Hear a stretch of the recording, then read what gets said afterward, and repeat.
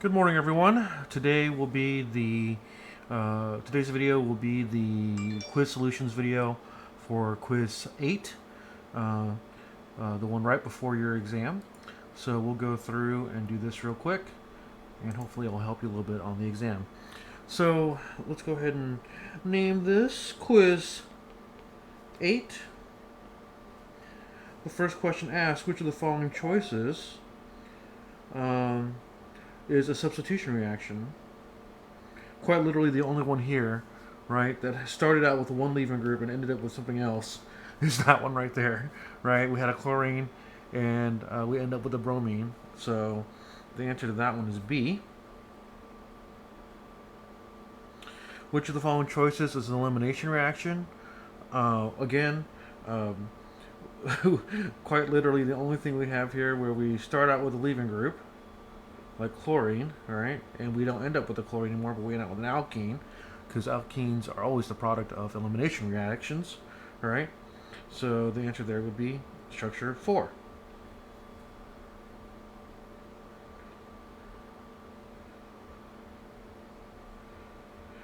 Which is the electrophile in the reaction shown, right?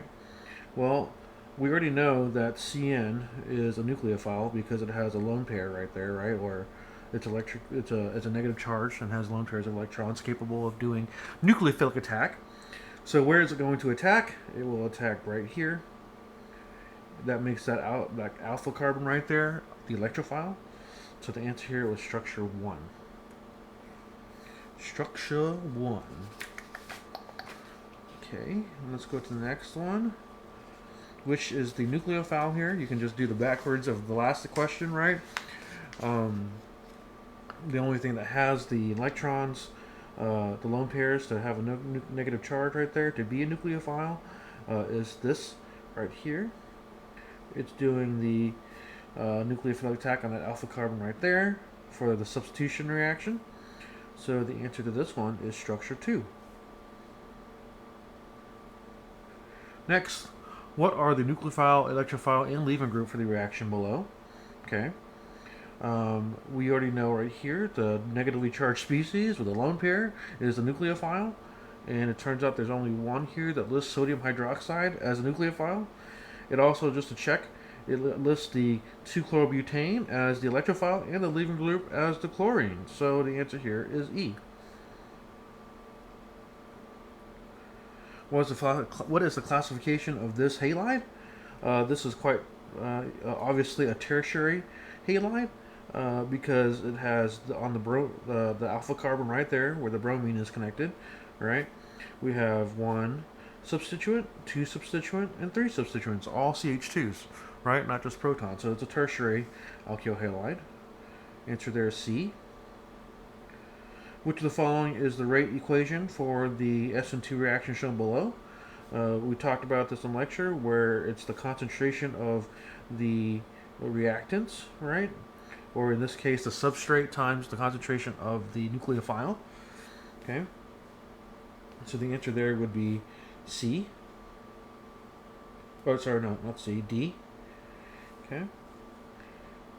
And then just in the same vein as the last question, or a follow up in the last question. Not really a follow up because it's not the same reaction, but as far as ideas go and concepts go, assuming there are no other changes, what would be the effect on a rate of an SN2 reaction with the concentration of 1-chloro-3-methylbutane doubled, right? Well, if you have, just so you know, the rate equation for this reaction here will be the same as this, right? Instead of having 1-bromobutane in there, you'll have the 1-chloro-3-methylbutane, and instead of having the sodium cyanide there, you'll have the sodium azide in there, right? And so we already know then that this is what? This is second order, right? Second order rate law, which means that if you double one of the concentrations of either the nucleophile or the substrate, not both at the same time, but one or the other, then the rate would double.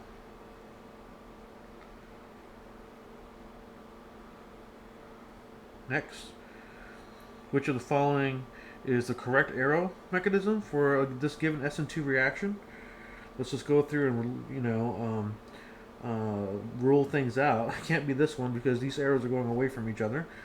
It can't be that one. These arrows are going away from each other. This one actually looks exactly like this one, so they're both wrong. And here it goes again. I'm not even sure what is that. Is number 3 exactly the same as number 1? Am I missing something here? Either way, they're going away from each other. And then this actually shows a double bond being formed between the chlorine and the carbon, the alpha carbon here. But don't forget that there's also a proton there still, right? So you're literally putting 5 carbons right there. I mean, not 5 carbons, 5 bonds or 10 electrons on that carbon. So it can't be that one.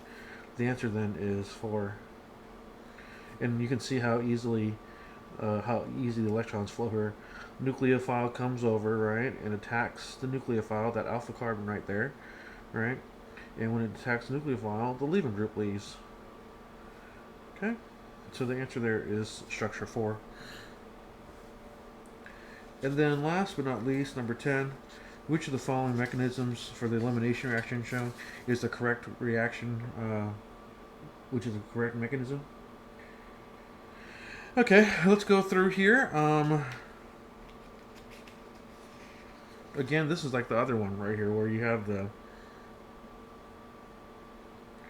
like a double bond being formed there between the chlorine and that alpha carbon that already has a proton on it right here. So you'd have to break this bond. That's not, we're not doing anything like that right now. So can't be that one. Remember that this is also the elimination reaction, right? So it always starts off with a base, pulling off a proton from a beta carbon. Okay, we'll skip 2, and we'll look at 3.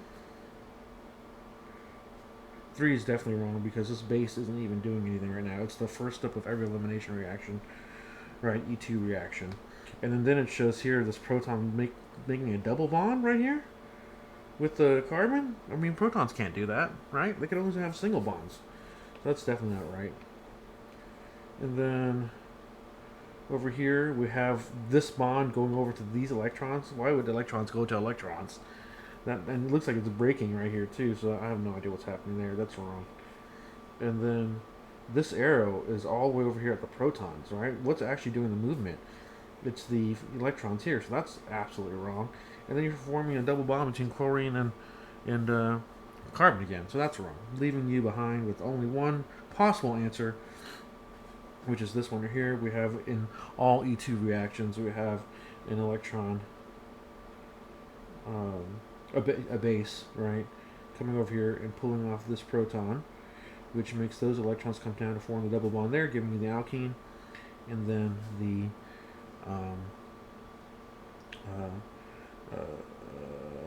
lost my train of thought. Leaving group leaves, right? The chlorine leaving group leaves.